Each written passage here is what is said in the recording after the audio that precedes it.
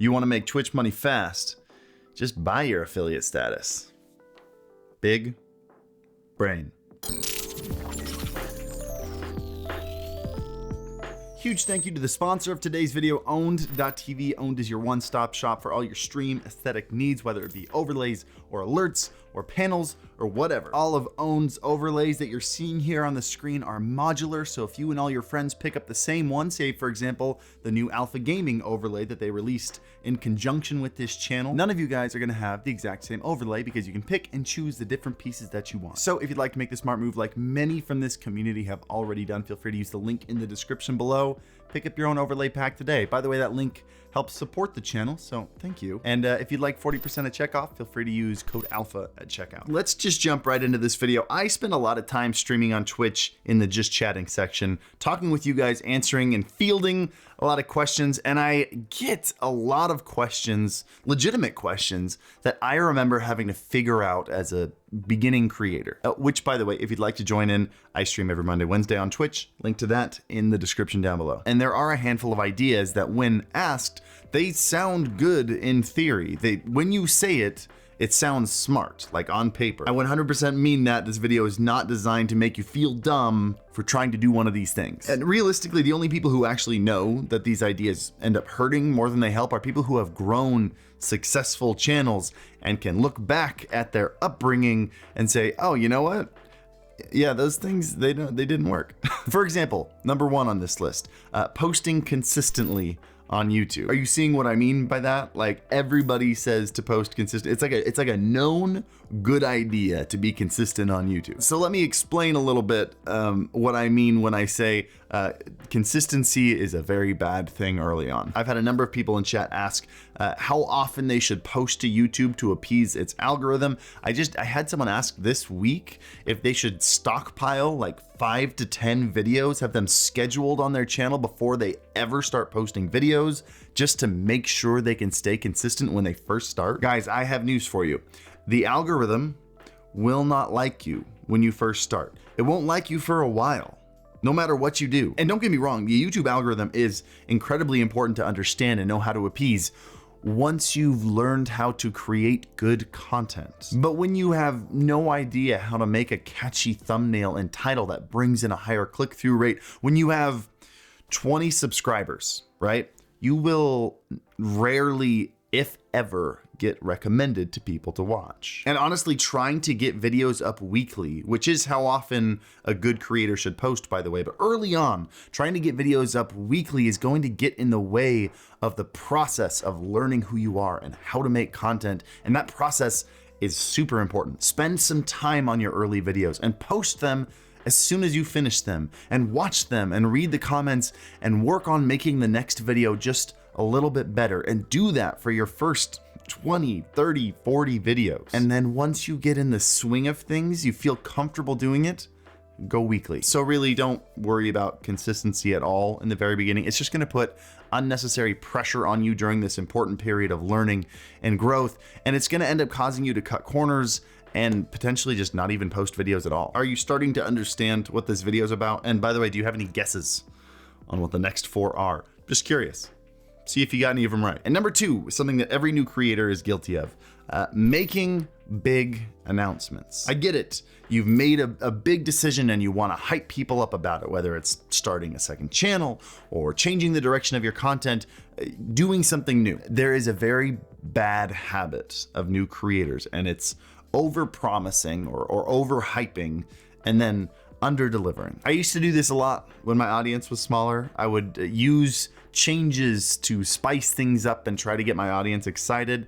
And all it actually did was kind of create a brand around my content of inconsistency and letdown. I was talking big to get people excited with absolutely no realistic way to walk just as big. It ended up just kind of causing my audience to not take anything I said seriously. These changes are always way more exciting to you as the creator than they are to the viewer. Let it be exciting to you. Get in the habit of just doing, of under promising and then over delivering. That's actually how I've handled a lot of stuff with StreamBeats right now, is that I've only told you guys a fraction of the stuff we're working on right now, because when we do drop those things, I like to surprise you. If you're gonna get hyped over something, I don't want it to be hype over like, we're doing this in 2 months, right?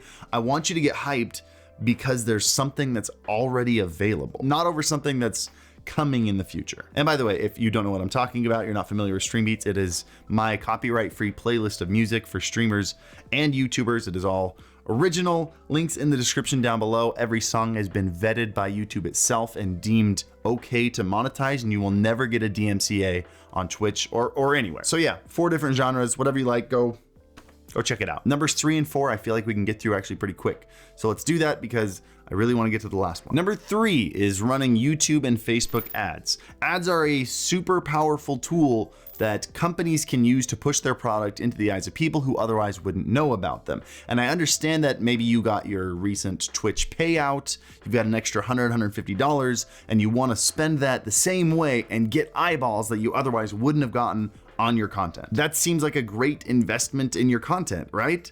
No, I've tried it. It doesn't work. Sure, the videos get a lot more views. We did this on one of our music videos once. I think it got like 150,000 views. We didn't see any bump in subscribers. None of those people came back. Plus, YouTube already has a method of getting content in front of other people. It's called the recommended feed. Spend that money instead on thumbnail creating software like the Affinity Suite that Sam and I use.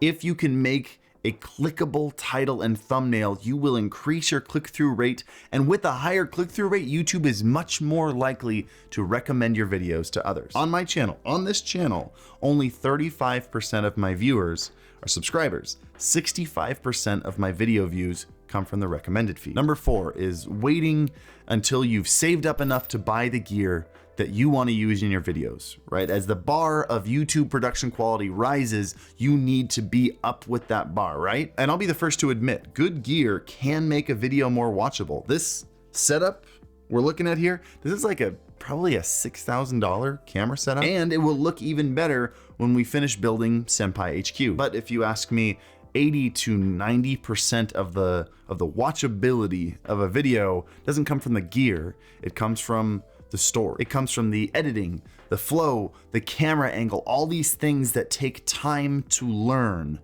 not the gear. Making and posting videos that you shot on your phone is the exact practice that you need to prepare yourself to shoot videos on good gear when you're ready to buy it. But let's talk about this last one, number 5, which is probably the thing that people crave the most and was made very obvious by this whole Monster Cat Twitch affiliate thing that people are freaking out about. New content creators have a tendency to need affirmation that what they're doing is the right thing to do before they do it. They need that external validation. Before they walk into the dark room, they want to hold the hand of someone who's walked into that room before. The most common example of this is people popping into my chat or sending me an email detailing their entire YouTube channel plan and then ending it with, so do you think this is a good idea? And then they're not super happy when I respond and they say, I don't know, try it, let me know. Look, there's nothing wrong with asking for advice when you need it. I'm a huge advocate for humility and being able to swallow your pride and ask for help when you're struggling. But if you have the need to get someone's approval before you're even willing to try something, this probably isn't the job for you. This job requires you to do things that nobody's ever done before. And you're going to have to make gut decisions on really important things because there just aren't any metrics out there to point you in the right direction. Just take, for example, the Unis Honest channel that Markiplier and Crank Gameplays, well, I guess they just finished like a couple days ago. Nobody had ever done that before.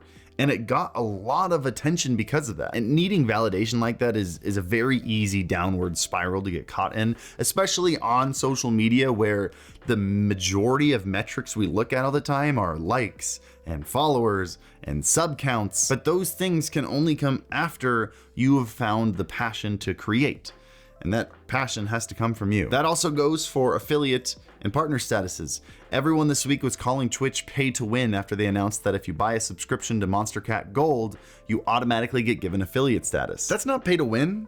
Affiliate and partner are just cosmetics. There are a bajillion partners who stream for fewer than 5 people. Nobody cares that you have that check mark. Nothing can invalidate the hard work that you put into your channel before becoming an affiliate. Just because someone found an easier way to become affiliate doesn't mean they automatically got the hard work that you put into it. You put time into building your community and getting those 50+ followers. They didn't do that. They don't have those things. The only way this can really bother you is if you care more about Twitch validating you with a status than you care about the time and effort you put into your community and your channel. Stop worrying about those things. Instead, be worried about DMCA strikes on your channel and use Streambeats. Which, by the way, if you'd like one, there is actually a sync license that you can download and keep. That way, in case you don't trust me, you actually have a legal document giving you permission to use this music on your streams that you can fight a DMCA with. I've already given you permission. I'm the only one that can issue a DMCA, but just know that that's there. I got you. Anyway, let's talk more about this in my next stream. Link to that in the description down below. And as always, happy streaming.